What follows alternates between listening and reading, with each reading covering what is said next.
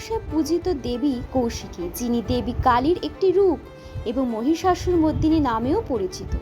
জনশ্রুতি আছে দেবী পার্বতী তার দেহকোষ থেকে এই রূপ ধারণ করেছিল।